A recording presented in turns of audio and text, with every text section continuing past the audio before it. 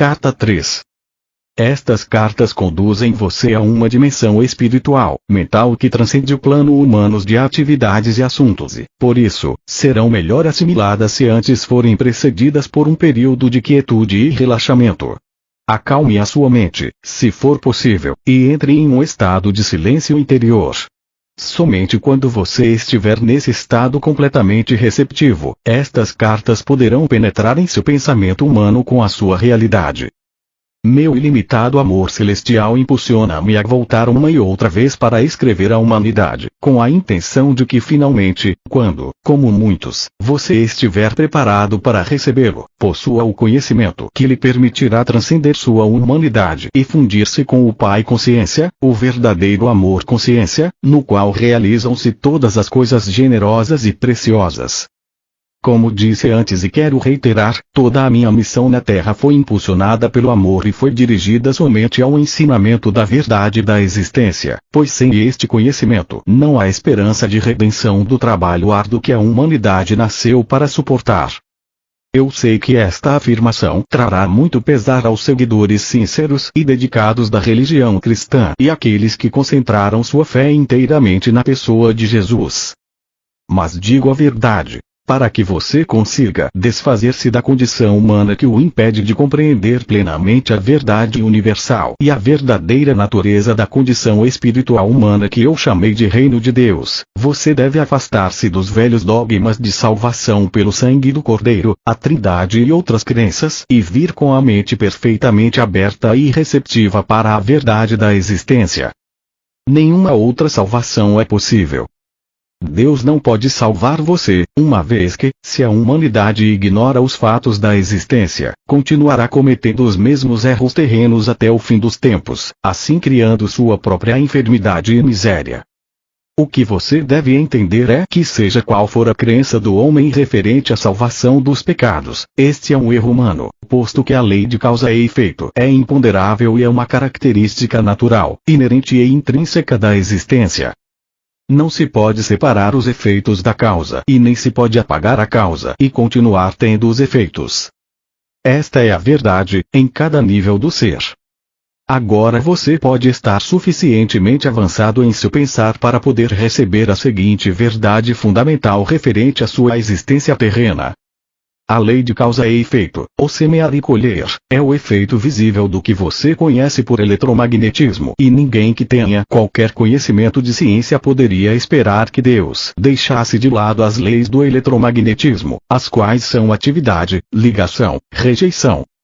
A atividade, ligação, rejeição, ou movimento, atração, repulsão são os impulsos fundamentais da existência e da própria consciência humana, os quais originaram suas formas visíveis de vida e são os únicos instrumentos ou ferramentas da criação.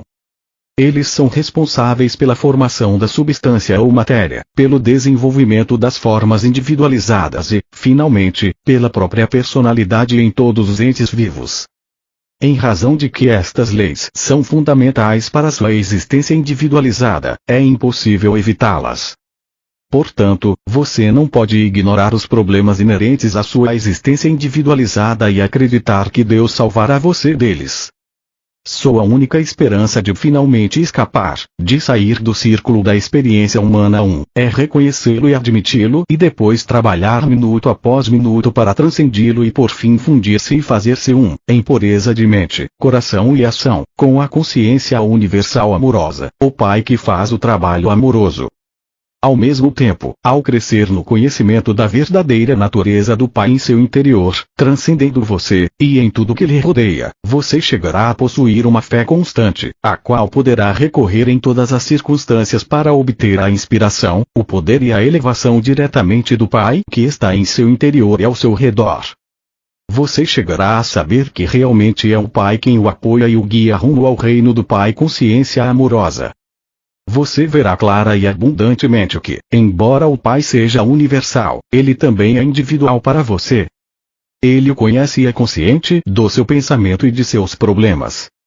No Pai Consciência Amorosa estão à sua espera soluções perfeitas para serem reconhecidas por você.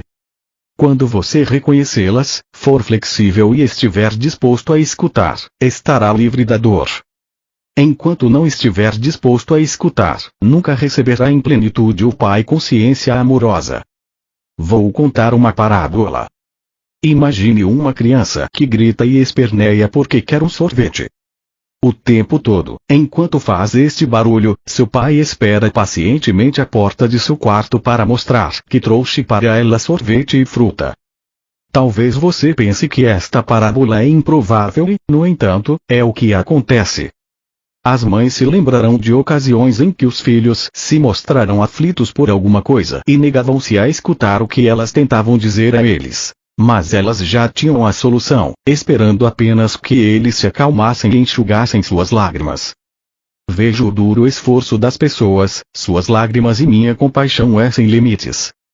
Você está sendo escutado, mas no contexto de sua consciência atual há pouco que eu possa fazer.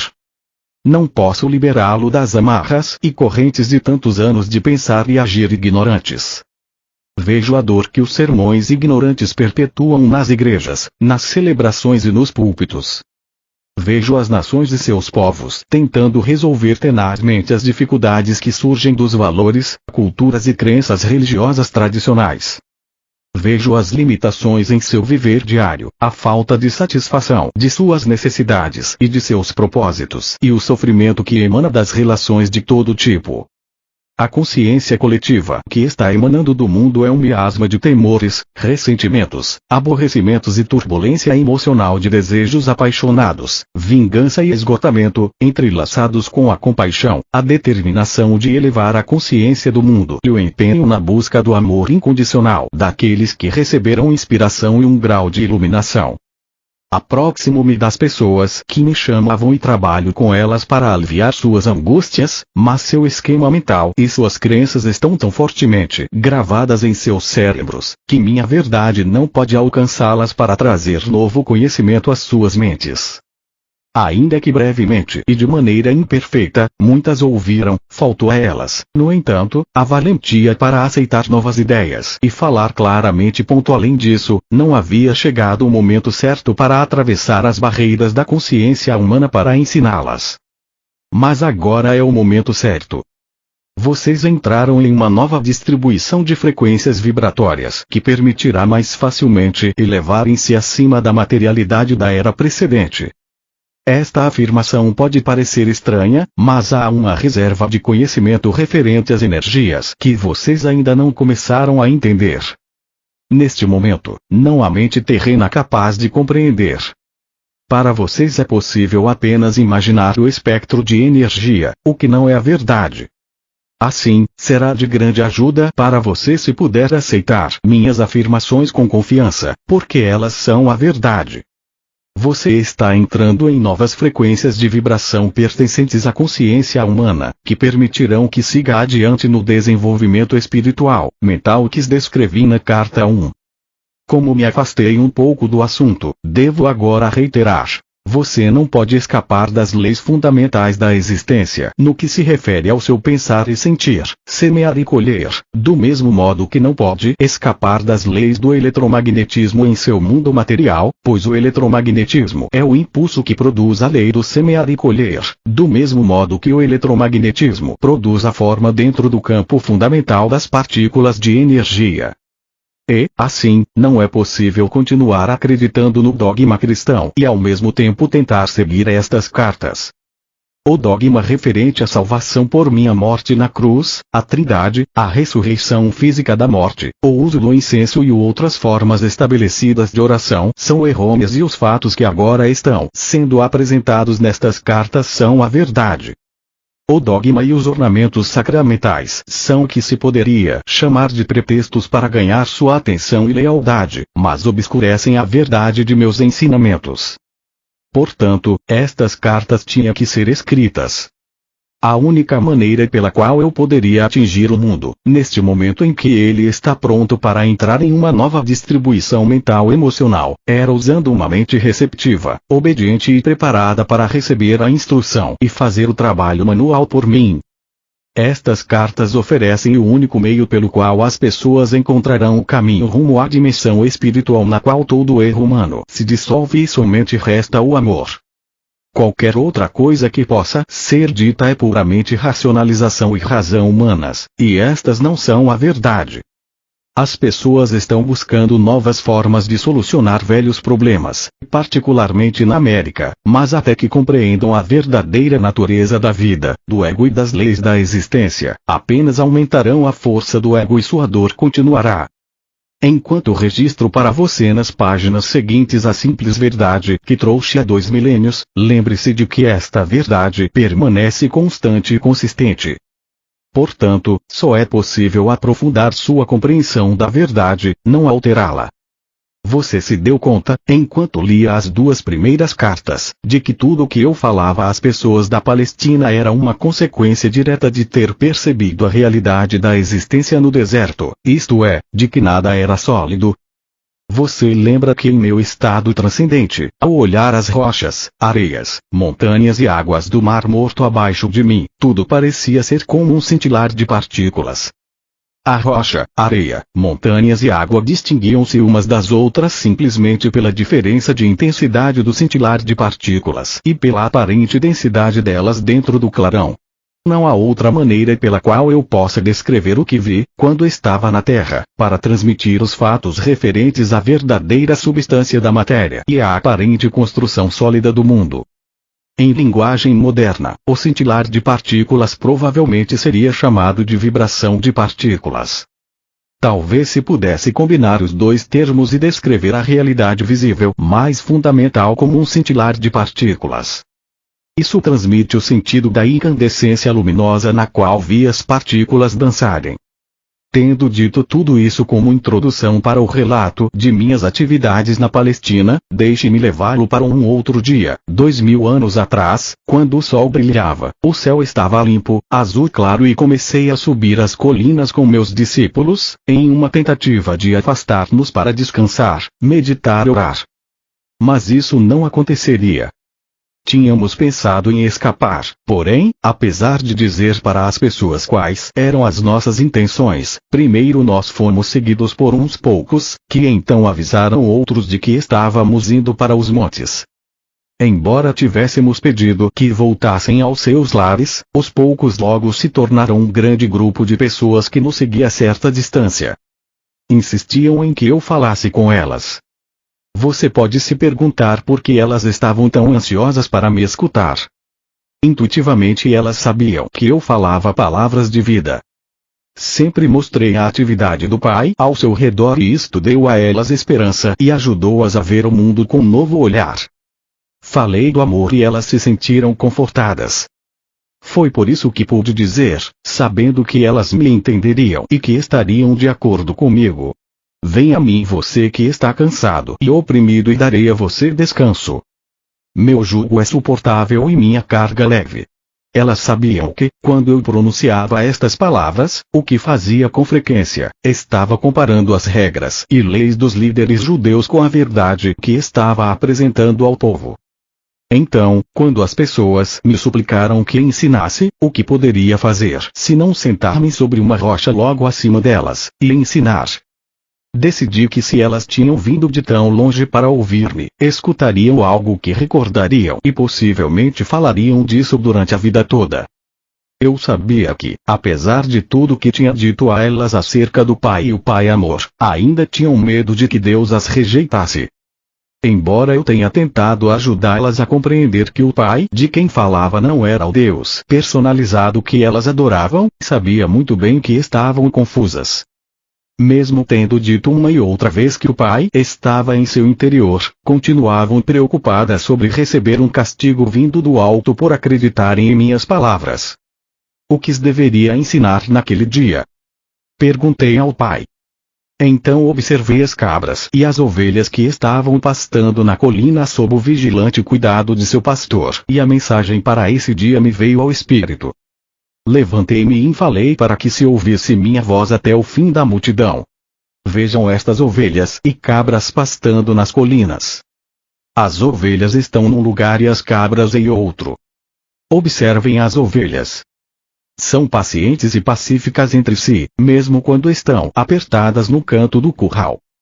pastam tranquilamente, nunca reclamam o terreno que não é seu, deixam o pasto curto, mas não o estragam, o que permite que a grama se recupere depois de passarem por cima dela. E o que é mais importante, escutam a voz do seu pastor.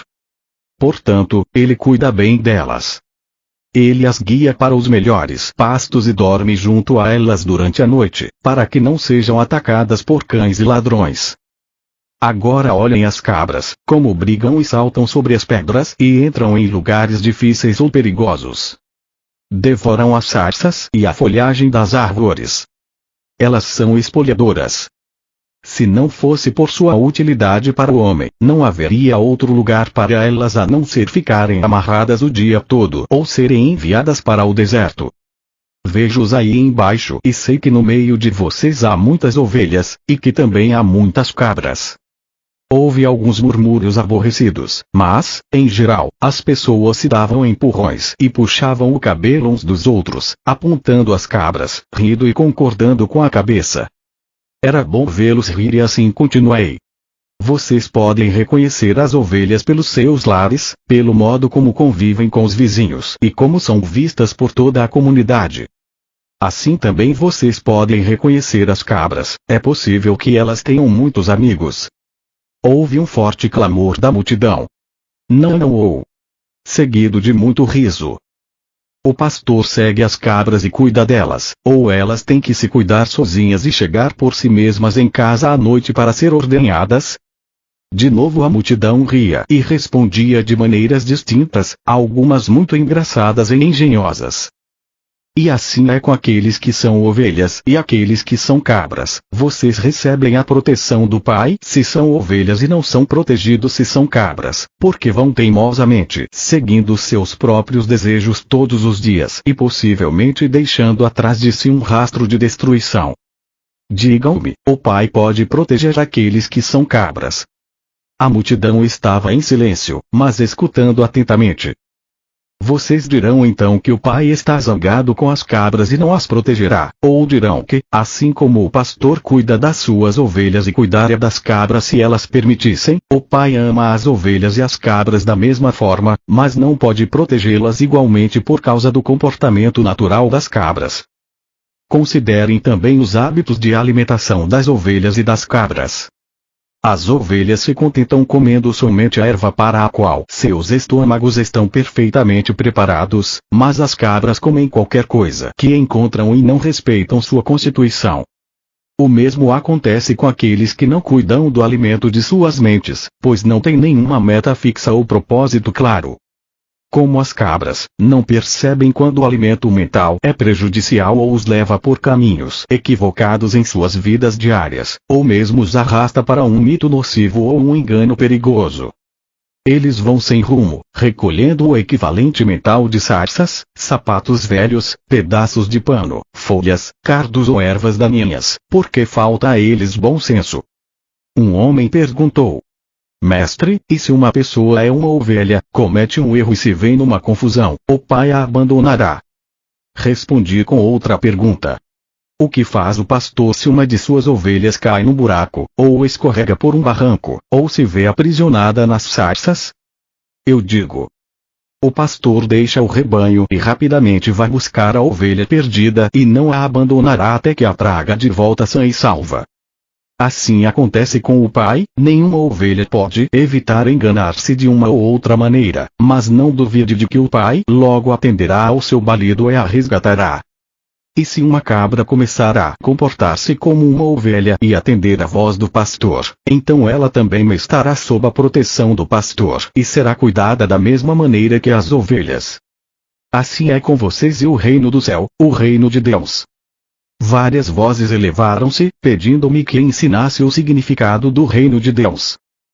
O que estou dizendo a vocês não é o mesmo que ouviram de qualquer outro profeta em qualquer tempo.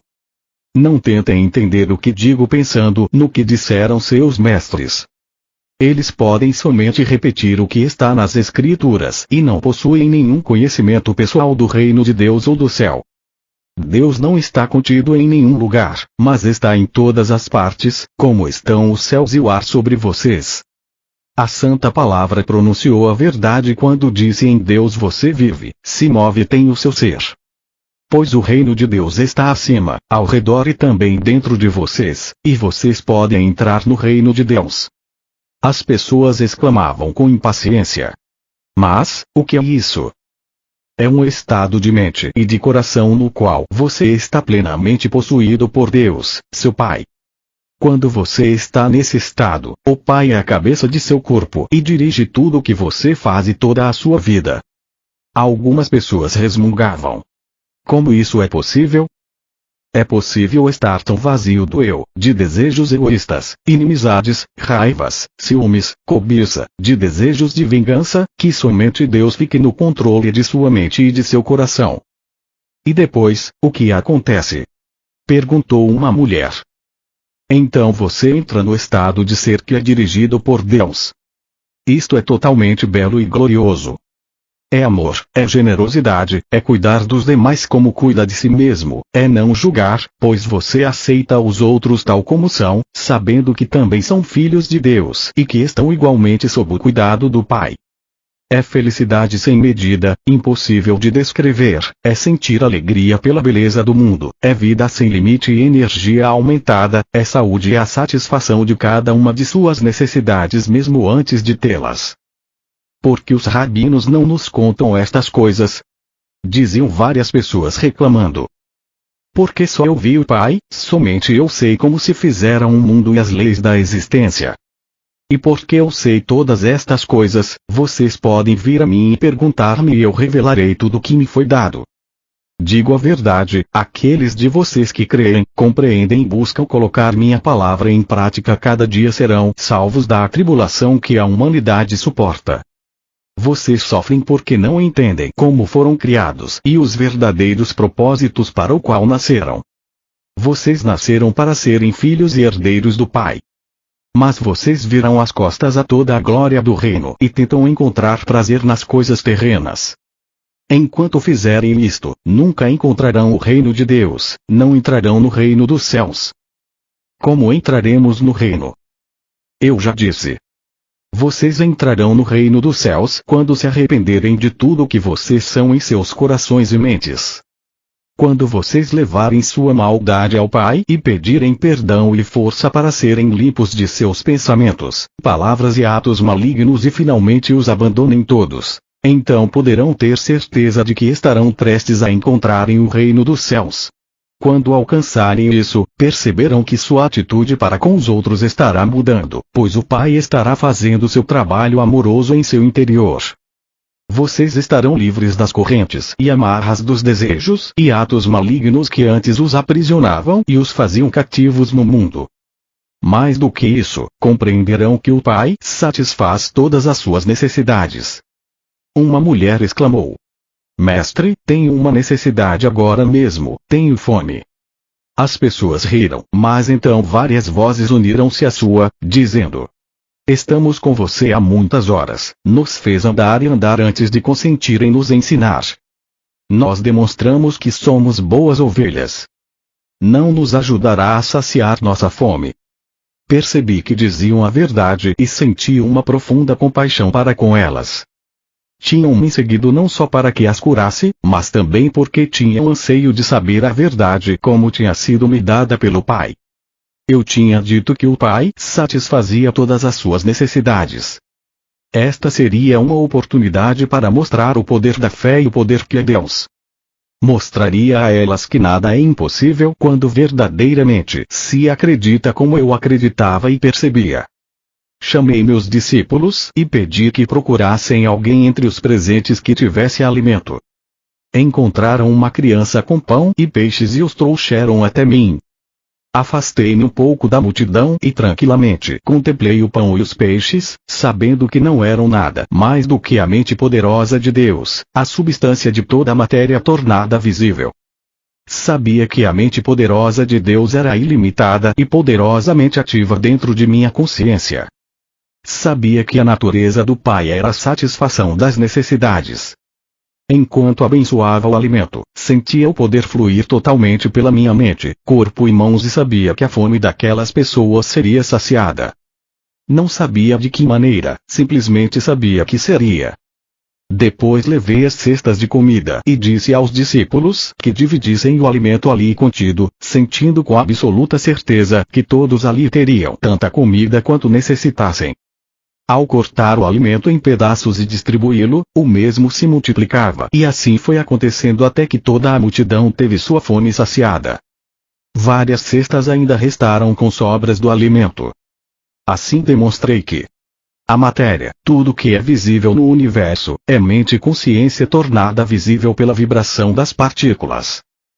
Mudanças na vibração das partículas e, portanto, mudanças na matéria, acontecem como consequência das imagens movimento poderosamente dirigidas, disciplinadas, focadas pela energia da mente e consciência. Quando, com uma consciência amorosa, se age puramente para fazer o bem aos outros, os únicos limites ao trabalho amoroso do Pai no mundo são os limites que a mente do homem coloca nesse trabalho.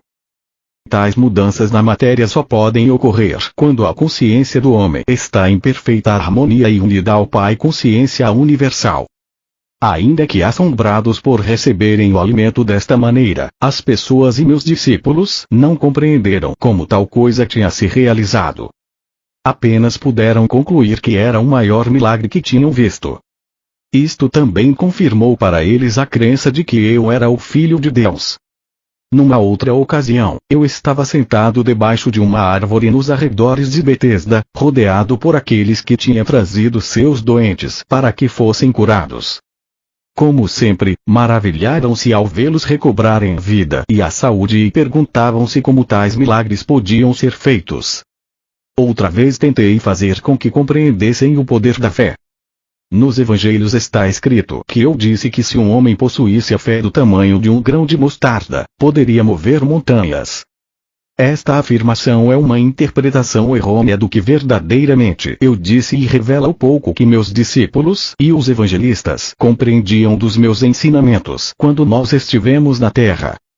Se alguém tivesse a fé do tamanho de um grão de mostarda, o que significa isso? Como se pode medir a fé de tal maneira? Fé é fé.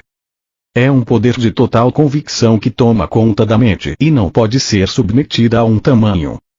A fé, que surge de sua necessidade de crer em algo, porque tal crença servirá a seus propósitos de algum modo, pode ser poderosa e forte, mas nunca pode ser estimada com um conceito de tamanho.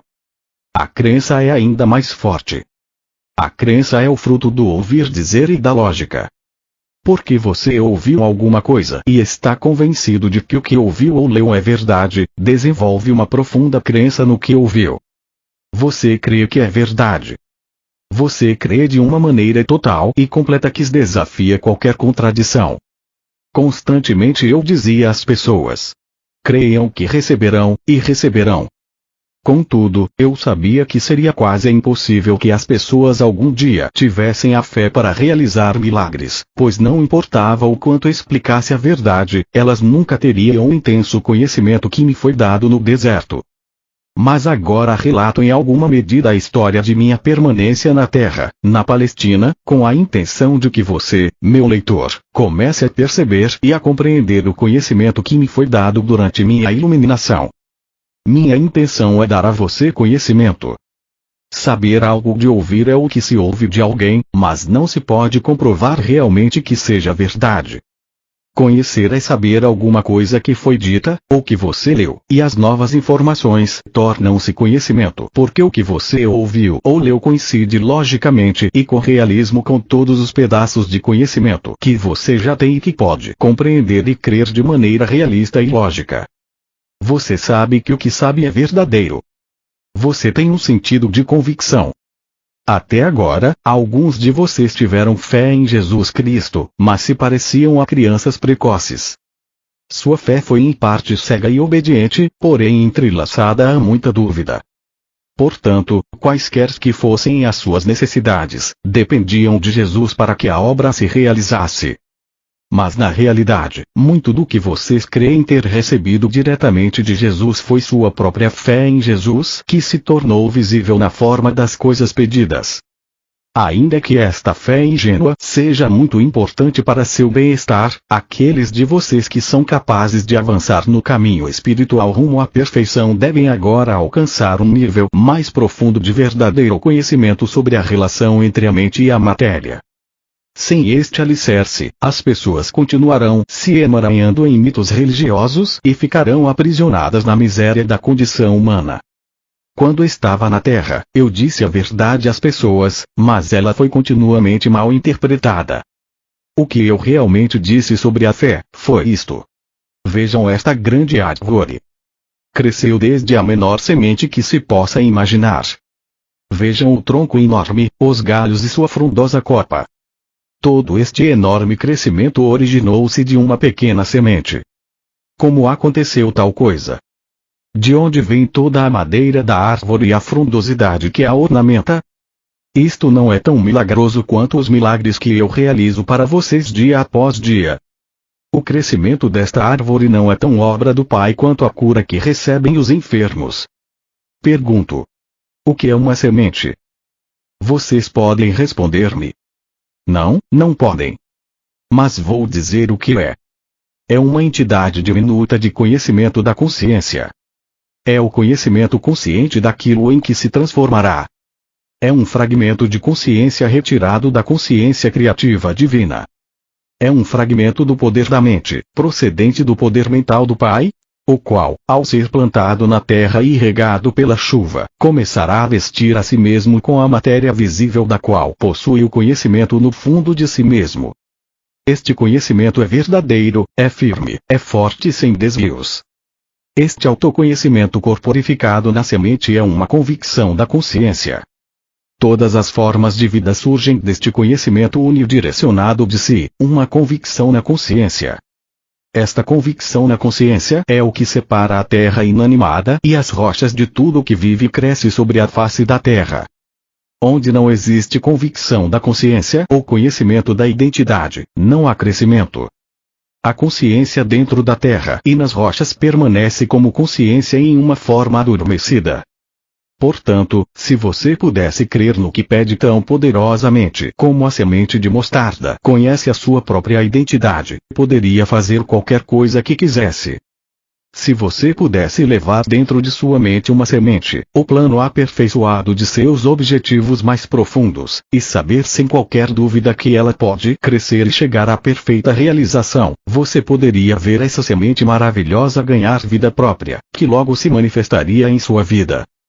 E com toda certeza você poderia mover as montanhas de sua vida, essas montanhas que se colocam em seu caminho e o impedem de alcançar tudo o que você deseja.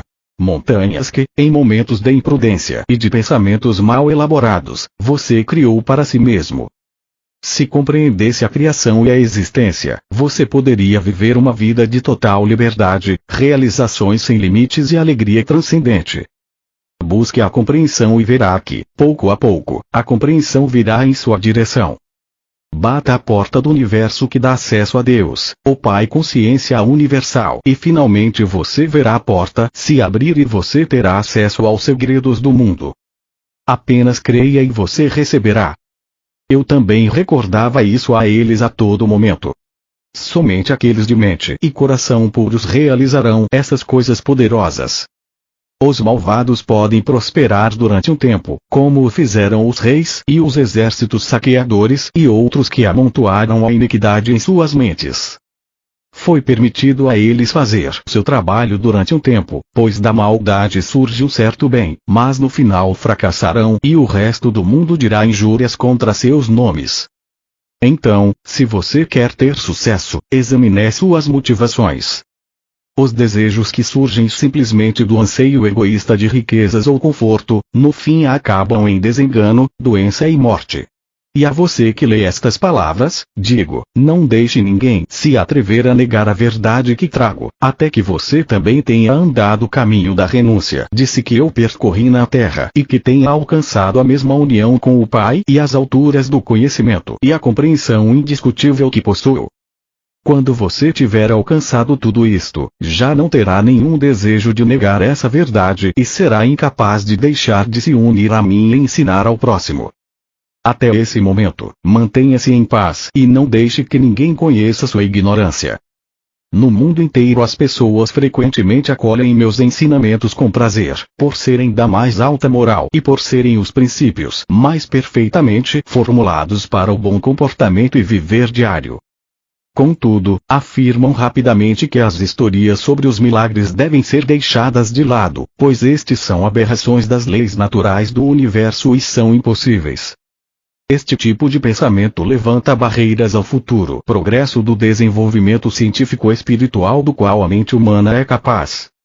De fato, não vim à Terra para apresentar uma nova religião ou um código moral mais alto do que aquele dado por Moisés nos 10 Mandamentos.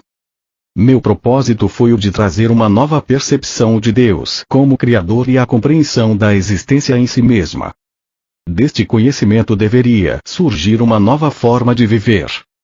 A atitude correta para com minha missão na Terra neste terceiro milênio é a de reconhecer que os milagres que eu realizei estão mais além da capacidade do ser humano médio neste momento. No entanto, tais milagres foram exemplos do que pode ser alcançado no futuro, quando as mentes das pessoas estiverem plenamente imbuídas do verdadeiro conhecimento da existência e estiverem também, por meio da fé, da meditação e da oração, totalmente sintonizadas e impregnadas da consciência universal vida-amor. Foi realmente verdade que andei sobre as águas, quando meus discípulos embarcaram para cruzar o lago. Se você leu a narração bíblica deste incidente, perceberá que meus discípulos tinham me deixado para trás. Ansiava pela oportunidade de afastar-me de qualquer contato humano, de retirar-me para as colinas para mais uma vez entrar em profunda meditação, permitindo que a minha consciência se unisse à dimensão universal da consciência de Deus. Enquanto estive nesse estado espiritual que transcende a consciência humana, toda a consciência física desapareceu e fui levado em êxtase na corrente universal da vida. Soube que a vida universal era tudo, que a vida era a realidade de meu ser e que tudo o mais eram aparências mutáveis, transitórias da vida universal, tornadas visíveis. Soube sentir que eu era a própria vida e que ao introduzir-me na consciência da vida, mais além da consciência terrena, as leis que governavam meu ser físico eram transcendidas e já não se aplicavam à carne e ao sangue de meu corpo humano. Desejei mover-me neste novo estado transcendente e vi a mim mesmo saindo da caverna flutuando. Vi meus discípulos no lago e soube que estavam em aflição. Sem esforço desci, flutuando a colina em direção à margem e, ao retomar o contato com meus assuntos humanos habituais, no caso os meus discípulos, encontrei-me repousando sobre as águas. No entanto, ainda estava no estado em que percebia plenamente que eu mesmo era a vida individualizada e, portanto, que meu corpo estava banhado pelo poder vital que continuava me deixando mais leve, transformando a estrutura atômica de meu estado físico. Você deve entender que ouvir e pensar no estado de consciência humana e a ascensão à compreensão transcendente da vida universal, quando a consciência pessoal já está afastada da condição corporal e plenamente fundida no Pai consciência universal, pertencem a duas dimensões totalmente diferentes do ser. A consciência humana pode receber inspiração do Pai consciência universal, mas a inspiração que se recebe se mistura à condição humana e frequentemente é mal interpretada, segundo o conhecimento armazenado que já controla o cérebro e, portanto, os próprios processos mentais. Lamentavelmente, a inspiração que você recebe é contaminada e distorcida por suas atuais crenças fortemente arraigadas. Considere que o estado de percepção e compreensão transcendente emerge, da condição física. O cérebro já não está no controle. Já não possui influência sobre o estado de percepção transcendente, que é a verdade essencial. Esse estado já não é mais controlado ou afetado pelas crenças humanas. Esse é um estado de o que realmente é, que está por trás da manifestação visível da existência, em vez de estar na dimensão humana de o que se acredita que a existência é. É nesse estado de consciência transcendente que os milagres não são mais do que o trabalho normal da lei universal. Antes de continuar com esta narração de minha vida sobre a Terra, quero destacar novamente que tudo o que há no universo é um estado de consciência particular e individualizada tornada visível. tive que descer do meu atual estado de consciência de amor universal para experimentar de novo minha vida na Terra, que continua impressa de maneira duradoura na energia da consciência do mundo em si, a qual remonta ao momento de sua criação. Você deve compreender que, quando deixei meu corpo na Palestina, deixei para trás tudo o que pertencia àquela vida. Tinha cumprido minha missão. Portanto, quando morri na cruz fui libertado, fui elevado em luz gloriosa para participar da luz, para ser a luz e para regozijar-me na luz, que é amor universal, vida, beleza, harmonia, ventura e êxtase. Mover-se entre diferentes níveis de consciência não é tarefa fácil ou agradável. É somente porque minha missão na Terra não ficou completa, quando morri na Palestina, que volto agora para ajudar você a preparar sua entrada na nova era, uma fase nova da existência individualizada na Terra. Talvez você compreenda o que quero dizer com o desconforto deste empreendimento, se tentar recordar-se de alguma profunda tristeza que sentiu em sua vida e puder observar que sua reação atual possui quase um mesmo grau de tensão e estresse emocional da ocasião em que tal acontecimento se deu. Refletir sobre algum sofrimento ou tristeza passada trará a você vontade de chorar. Você sentirá a depressão e a antiga angústia retornando ao reviver aquele momento em sua imaginação. Pode ser que você queira se afastar das pessoas porque sua consciência já desceu de seu estado anterior de equilíbrio feliz e de paz para experimentar, mais uma vez, as vibrações e as formas da consciência inferior que você criou no momento inicial de seu sofrimento. A mudança de ânimo indica uma mudança em suas energias de consciência. Uma elevação das vibrações de consciência trará a você uma elevação mental, emocional e física e fará com que você se sinta feliz. Uma redução de suas energias de consciência rebaixará o funcionamento de todo o seu sistema e você sentirá que uma depressão se inicia, ou, ao menos, uma queda do otimismo que sentia anteriormente. Estou explicando um fato da existência. Seu universo inteiro manifesta as diferentes frequências de vibração das partículas de energia da consciência.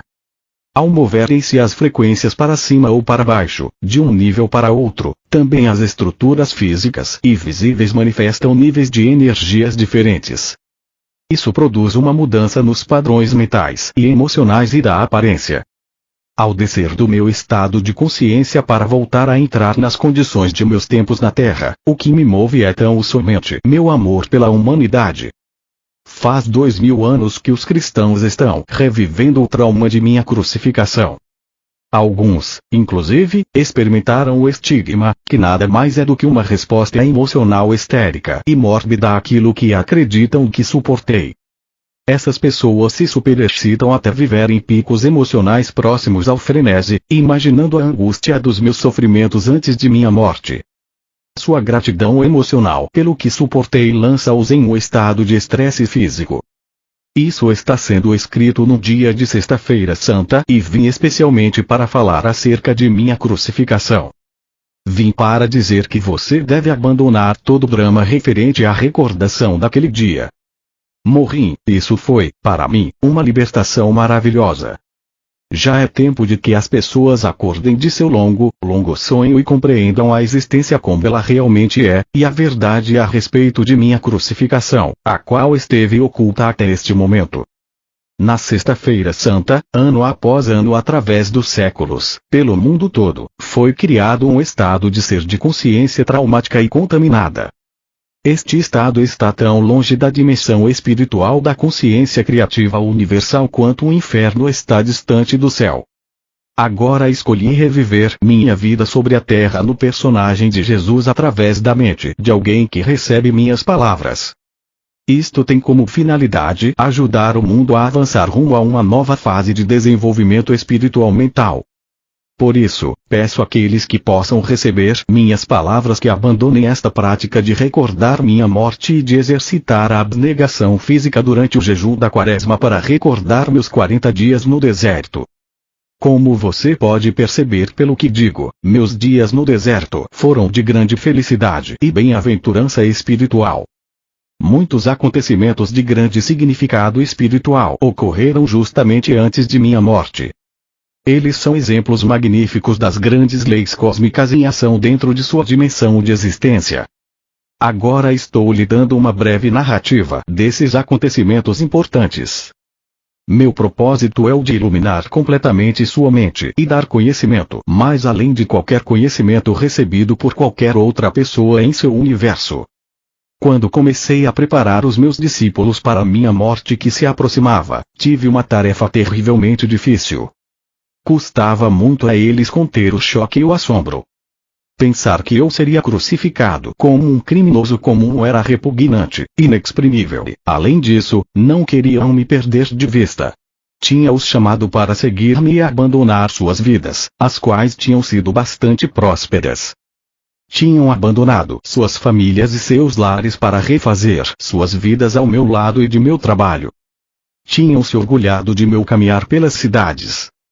Tinham estado dispostos a juntar-se a mim e eram conhecidos como meus discípulos, apesar da rejeição e a dura crítica dos líderes religiosos. E mais ainda, amavam-me e respeitavam-me tanto pela forma como eu vivia meus próprios ensinamentos, como pela maneira como curava tantas pessoas com compaixão e pelo consolo que trazia às suas vidas desventuradas. Acreditavam verdadeiramente que eu era o Filho de Deus. Como o Filho de Deus podia acabar na cruz? Perguntavam-se. Aumentava o espanto com cada pergunta. Era impensável. Sentiam que um tremendo vazio se abria diante de suas vidas, uma enorme cratera na terra onde pisavam e uma vasta extensão de instabilidade e de falta de propósito dentro deles mesmos. Não se atreviam a contemplar a minha futura crucificação da qual eu falava. Tal acontecimento destruiria tudo aquilo em que tinham acreditado com todo o seu coração. Desta maneira, meus discípulos resistiam muito fortemente ao que eu tentava dizer e afirmavam repetidamente que tal coisa nunca poderia ocorrer. Agi com firmeza contra suas teimosas negativas e finalmente sentiram-se obrigados a silenciar seus argumentos e a aparentemente aceitar que tal coisa poderia ser possível. Disse a eles que depois de minha morte me veriam de novo e que esperava que continuassem o trabalho que eu tinha começado. A dor e as discussões que eu tinha provocado entre meus discípulos também me afetaram profundamente. Não era tarefa fácil ir a Jerusalém, onde o meu destino me esperava. Acima de tudo, perguntava-me se estaria à altura daquele grande desafio para a resistência. Seria capaz de transcender a condição física e entrar no Pai Consciência Universal e ali ficar até morrer? Às vezes eu me sentia profundamente assustado diante do Calvário, mas não me atrevia a revelar esse temor a meus discípulos. Assim, comecei minha última viagem em direção a Jerusalém com grande confusão de sentimentos. Por um lado, estava cansado de curar, falar e ensinar as pessoas que me escutavam boquiabertas e não tinham nenhuma real compreensão do que eu tentava dizer. Tinha pensado que meu conhecimento tornaria as pessoas capazes de sair de sua miséria e, pelo menos, estabelecer contato com o Pai e obter um vislumbre do reino dos céus. Não havia nenhuma evidência de tal despertar espiritual, nem mesmo entre meus discípulos. Meu desapontamento e sentido de fracasso trouxeram-me contentamento ao pensar em abandonar a vida terrena rumo à gloriosa existência que sabia que me esperava depois da morte. Ao mesmo tempo, perguntava-me como poderia suportar a dor da crucificação. Ao longo de minha missão, meu estado mental era mais ou menos pacífico e consistente, frequentemente em júbilo, com os pensamentos focados no Pai Consciência Amorosa, autor de todo ser, sabendo que bastava pedir e o que pedisse rapidamente seria manifestado. Eu seria capaz de manter minha serenidade, quando fosse apresentado diante do conselho, levado para a crucificação, pregado na cruz com meu peso pendurado pelas minhas mãos. Como estava dando lugar a dúvidas e temores, o nível normal das frequências de minha consciência estava baixando. Eu estava descendo novamente as frequências da consciência do plano terreno. Voltei a ser vítima de minha antiga agressividade que me incitava a atos irracionais, que eu não teria sequer considerado quando estava em meu estado anterior de total harmonia com o Pai Consciência Amorosa. Minhas dúvidas e conflitos se exteriorizavam em minha vida como emoções e impulsos humanos que eram opostos à lei cósmica do amor. Primeiro aconteceu o episódio da figueira. Tinha fome e fui em direção à árvore, não esperando verdadeiramente encontrar frutas, porque não era a estação de figos. Ao ver que a busca era infrutífera, amaldiçoei a figueira. 24 horas depois, ela havia murchado até as raízes.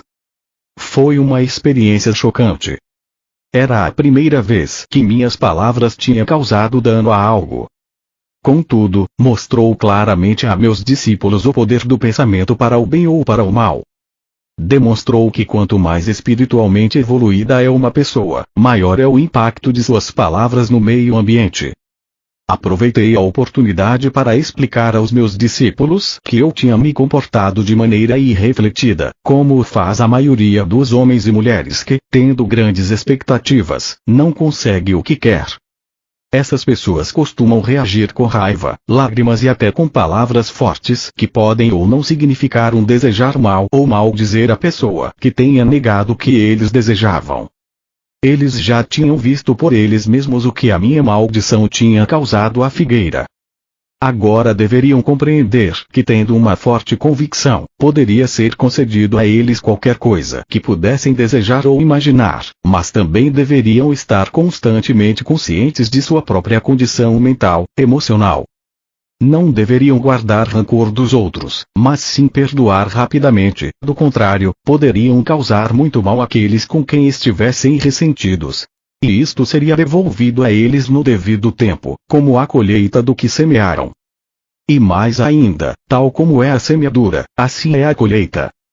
Sabia que o que eu tinha causado à figueira inevitavelmente retornaria para mim de uma ou outra maneira.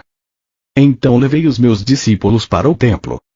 Muitos anos tinham se passado desde que eu tinha estado lá e sabia que minha visita serviria para desencadear os acontecimentos que levariam à minha crucificação. Algumas pessoas me reconheceram e comecei a ensinar em resposta a seus pedidos. Foram se juntando mais pessoas e os agiotas se amontoaram, começando a reclamar. Seus gritos e queixas barulhentos interromperam a linha de meu pensamento enquanto ensinava. De repente, a cólera tomou conta de mim. Havia ali pessoas sérias que me rodeavam e desejavam ouvir palavras de vida, as quais em breve não poderia mais pronunciar, e ali estavam mercadores que viviam vendendo animais para os sacrifícios que não beneficiavam ninguém. Aqueles homens somente traziam dívidas e miséria às pessoas. Senti o sangue subir-me à cabeça, empurrei as mesas espalhando o dinheiro e expulsei do templo os homens de coração duro. Então houve uma tremenda comoção de gritos e lamentações. Alguns brigavam para apanhar o dinheiro. Os mercadores amaldiçoaram-me chamando-me de malvado, dizendo que eu fazia o trabalho de Beelzebul e outros 1000 demônios mais.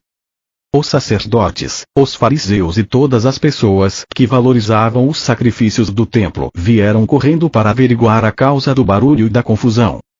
Ouviram a história dos mercadores e se sentiram tão ofendidos com meus atos que se lançaram aos gritos em condenações e lamentos para assim impressionar os sacerdotes, cada um protestando mais alto do que seu vizinho, demonstrando seu horror pelo que eu tinha feito. Nunca antes tinha se visto tal coisa no templo. Até mesmo aqueles que antes tinham me escutado estavam incomodados pela minha obstinação e se perguntavam que tipo de homem eu poderia ser. Estavam juntos vendo os acontecimentos quando os sacerdotes e fariseus se aproximaram e os convenceram de que eu tentava destruir tudo aquilo no que acreditavam, pregando um Deus falso, totalmente contrário a qualquer coisa que tinham ouvido falar nas sinagogas. Os sacerdotes passaram a eles a sua própria raiva ultrajada e convenceram-nos de que meu pecado também os contaminaria, se continuassem a dar ouvidos às minhas loucuras. Aos poucos, as pessoas se convenceram de que eu era uma má influência e que deveriam afastar-me do caminho antes que eu pudesse transtornar a paz do país e atrair a ira do governador romano sobre toda a Palestina.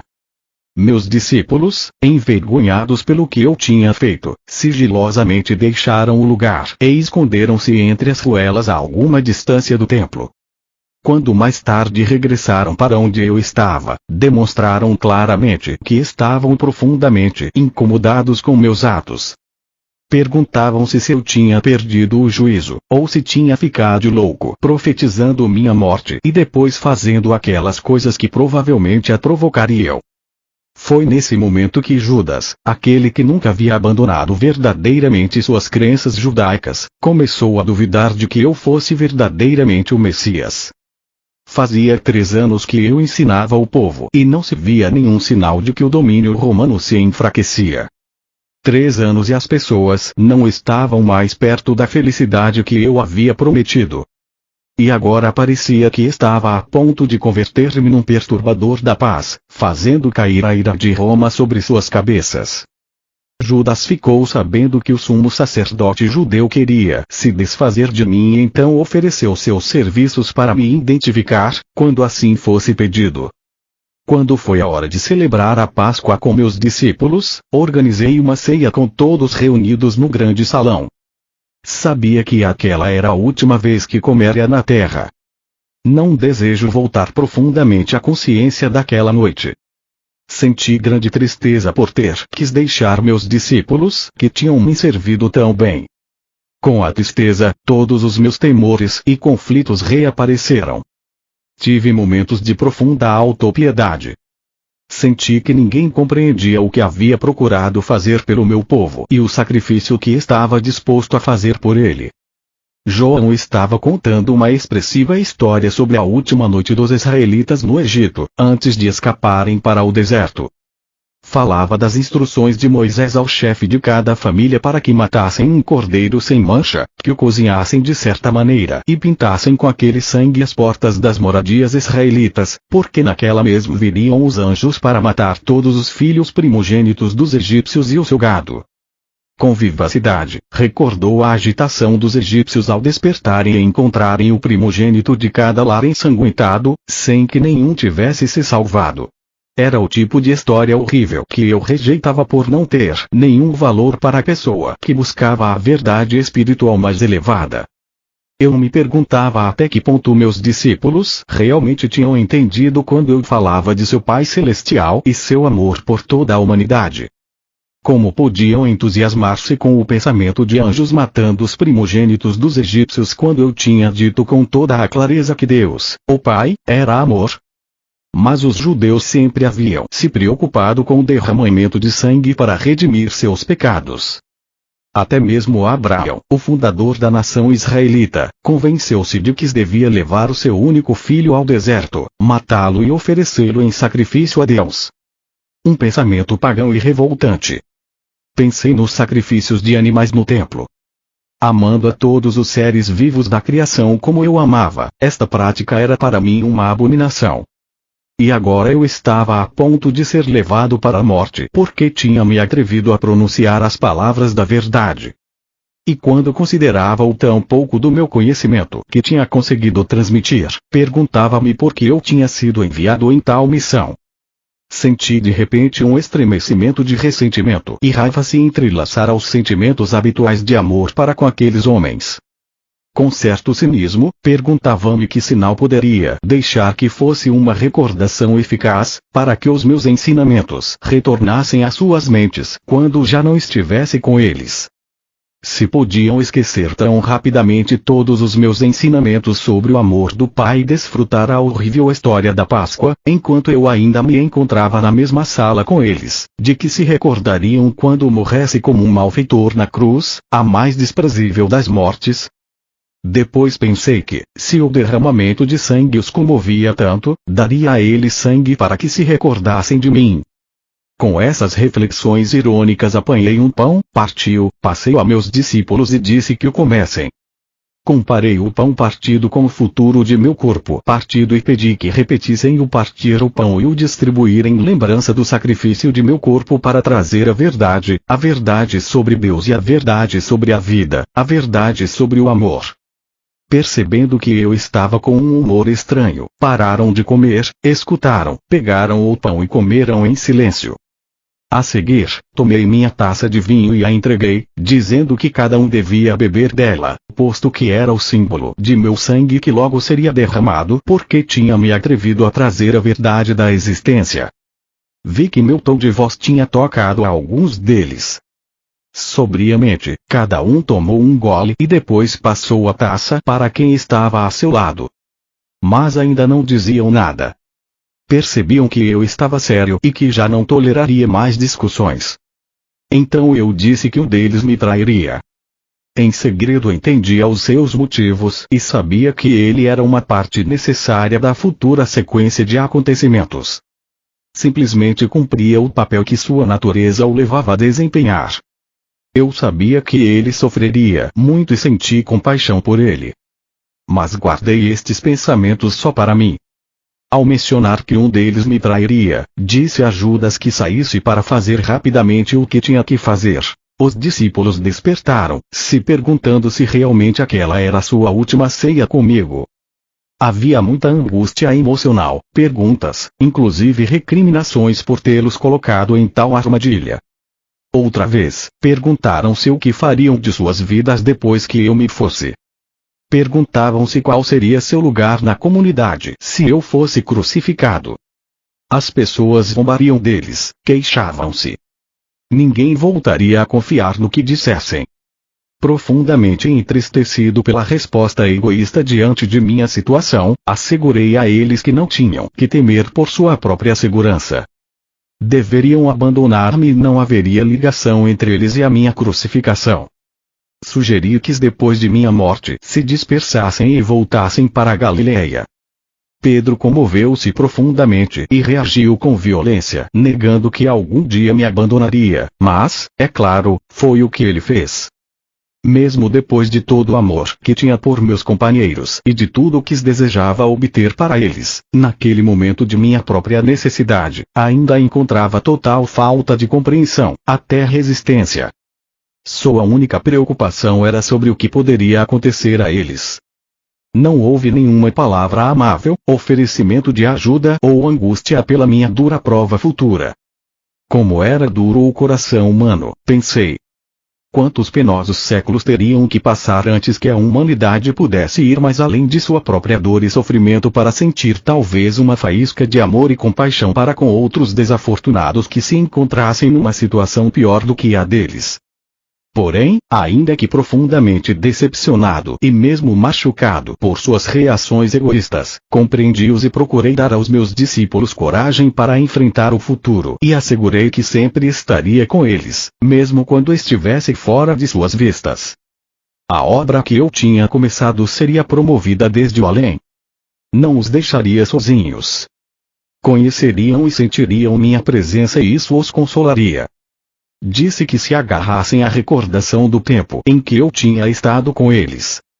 Alertei que haveria muitos que continuariam o caminho com o conhecimento que eu havia dado, mas que estranhos buscariam acrescentar a voz da tradição e da razão aos meus ensinamentos. Minhas palavras seriam tão distorcidas que, finalmente, já não revelariam a verdade original que eu havia trazido ao mundo. Quando disse que isso aconteceria, afligiram-se, foram mesmo tomados pelo pânico. Fiquei aliviado ao ver que meus ensinamentos não tinham sido em vão apesar de tudo, que não tinham entrado em ouvidos totalmente surdos. Pediram-me que contasse mais, mas levantei as mãos e disse que isso era tudo o que eu podia dizer. Nesse ponto, senti que havia dito tudo o que eu tinha querido dizer enquanto estava na terra e que meu discurso aos homens havia sido cumprido. Tudo o que mais profundamente desejava era retirar-me ao silêncio e encontrar paz e conforto em meu contato com o Pai. Deixamos o salão e fomos andando até o Monte das Oliveiras, mas o estado de meus discípulos era de conflito interno, temor e dúvida. A maioria deles foi embora para unir-se com suas famílias e amigos que estariam celebrando sua própria Páscoa. No jardim havia uma rocha especial cujo formato lembrava uma pequena caverna. Gostava de refugiar-me do vento dentro dela. De modo que ali me sentei e orei, buscando um caminho para a grande harmonia que já havia desfrutado no passado. Sabia que quando me movesse para sintonizar-me com o Pai Amor, meus temores se dissolveriam e estaria num estado de paz e de total e absoluta confiança. À medida que senti o poder do amor entrar em mim e tomar posse de minha consciência humana, assim também a força para suportar o que viria sobre mim tomou conta do meu coração. Seria capaz de permanecer dentro do amor e dar amor aos outros até o fim. E assim foi. Nem sequer tentarei voltar a entrar no estado do julgamento e da crucificação. Isso não tem importância. Quando finalmente morri na cruz e meu espírito retirou-se de meu corpo torturado, fui levado dentro de uma luz radiante e indescritível. Fui envolvido no calor e no consolo do amor, tal como nunca antes tinha experimentado.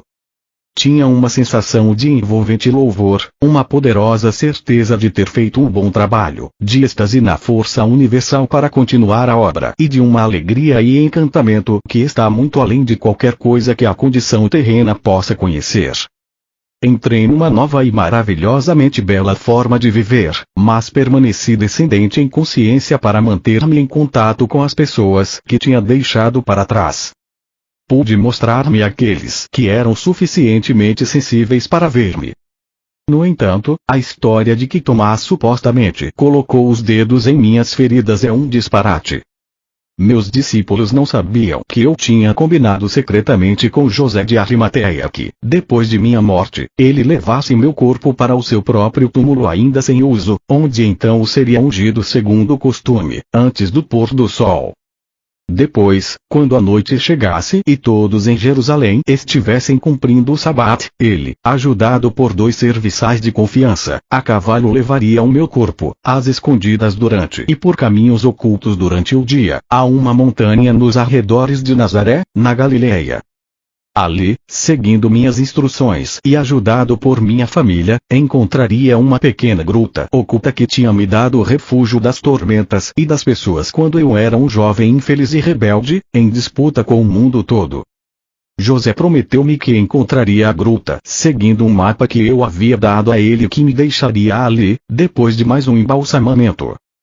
Depois reconstruiria a pequena entrada para escondê-la totalmente dos possíveis intrusos. Ali meu corpo descansou livre de incômodos. Foi dito que meu corpo ressuscitou dos mortos. Que absurda história inventada pelas mentes daqueles que não sabiam como explicar satisfatoriamente minha morte na cruz como um malfeitor. Porque eu teria necessidade de um corpo terreno para continuar a existência na outra dimensão? Como este mito ridículo pôde persistir até o século XXI? Isto dá a medida da falta de compreensão dos cristãos, o fato de até hoje terem aceitado cegamente tal dogma. Pense nisto com cuidado. Tendo sido liberado de um corpo terreno e tendo vivido a experiência de êxtase e de glorioso encantamento que é a passagem a uma dimensão superior da consciência universal, porque eu iria querer voltar à dimensão terrena e entrar em meu corpo outra vez. Que utilidade isso teria para mim em seu mundo e no meu? Enquanto a substância física de meu corpo durante a vida na Terra poderia ser espiritualizada quando estivesse perfeitamente harmonizada com o Pai consciência amorosa, meu corpo não seria um transtorno e impedimento para minhas viagens posteriores nos reinos espirituais superiores? As coisas visíveis não são mais do que uma manifestação das frequências vibratórias específicas na consciência, que produzem um cintilar de minúsculas partículas, criando um aspecto de matéria sólida. Cada substância visível possui sua própria frequência vibratória única. Uma mudança na taxa de vibrações produz uma alteração na aparência da matéria. Quando as energias da consciência mudam, também mudam as aparências da matéria. Portanto, era possível que eu me concentrasse e baixasse as frequências de minha consciência a tal ponto que minha forma se tornasse visível ao olho humano. Podia retornar aos meus discípulos e ser visto por eles. E assim o fiz. Amava-os mais do que nunca e devia a eles tanto consolo e apoio quanto era capaz de dar depois de minha morte. Além disso, era necessário dirigir meu próprio poder dentro de suas mentes com o fim de dar a eles o ímpeto e a coragem para continuar a obra que eu havia começado. Porém, quero que você saiba que a consciência individualizada, que tenha ascendido em frequências vibratórias até os portais da dimensão criativa universal, transforma-se em uma luz individualizada, consciência individualizada, que não necessita de nenhum corpo para expressar e desfrutar de tudo que a consciência gloriosa possa conceber nos reinos espirituais mais altos.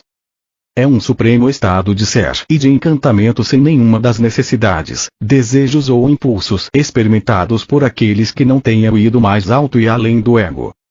Enquanto você vive na Terra, sua mente permanece ancorada em certos padrões de frequências vibratórias, presa no corpo que tem suas próprias necessidades. Se sua consciência verdadeiramente se elevasse para mais além destes padrões, seu ser terreno desapareceria. Quando eu estava preso num corpo, também estava, em grande medida, confinado a estes padrões de frequências vibratórias e de consciência. E mais, a imaginação sozinha não pode elevar-se além de suas experiências passadas e, portanto, você está confinado em seu passado, que você projeta para o seu futuro. Contudo, pouco a pouco você será guiado por aquelas mentes que são suficientemente sensíveis para entrar nas dimensões espirituais mais altas e que podem mover-se mais além dos seus atuais limites de consciência. Elas registrarão para você essas maravilhosas experiências e estados do ser mais além dos seus, aos quais você mesmo poderá aspirar. Deste modo, você irá adiante em níveis ou passos de desenvolvimento espiritual. Cada passo traz a você uma visão mais elevada do que pode ser alcançado e, a partir desta visão, você formula uma nova meta. Com esta meta sempre presente, você trabalha para purificar-se da influência contaminadora dos impulsos de ligação, rejeição da existência terrena. Passo a passo você transcende o seu ego. Quando transcende o seu ego e ele morre dentro de sua consciência, você então está plenamente vivo no Pai Consciência Amorosa e encontra a realidade do reino dos céus em sua vida, em si mesmo e ao seu redor. Para permitir que você alcançasse estes picos de amor, alegria, harmonia e êxtase, eu vivi, trabalhei e morri na Palestina e vim agora a você nestas cartas. Não permita que o meu trabalho seja em vão nesta segunda vez. À medida que ler estas páginas, busque, medite e ore para receber inspiração. Chegará a sentir a resposta do Pai e, se escutar cada dia com atenção, ouvirá a voz do Pai. Esta voz está sempre com você. Retire as barreiras criadas por sua própria vontade. Abra-se para receber a força, o poder, a inspiração e o amor diretamente do Pai Consciência Amorosa. Leia e releia estas cartas para que possam ser, finalmente, absorvidas em sua consciência. Enquanto você o fizer, estará viajando rumo à luz, e irradiará luz para os demais. Tal luz não é luz como a da eletricidade, mas sim da mesma natureza da consciência universal que descrevi para você em minha carta 1. Portanto, enquanto irradiar a luz, irradiará o amor incondicional. Você promoverá o crescimento e o desenvolvimento espiritual de qualquer outro ser vivo. Desejará alimentar e nutrir, trabalhará para promover proteção, cura e educação. Você desejará ajudar no estabelecimento da lei e ordem amorosa na qual todos poderão viver em harmonia, com sucesso e com prosperidade. Você estará no reino dos céus. Ao mesmo tempo, não se iluda. Enquanto são dados os passos para apresentar estas cartas ao mundo exterior, haverá exatamente as mesmas recriminações, a mesma condenação, os mesmos falatórios de Satanás, do diabo, como houve quando ensinei na Palestina. Ânimo, reze para ter coragem. Aqueles que suportarem até o final se elevarão por cima da confusão e da violência e descansarão na paz e na alegria do reino.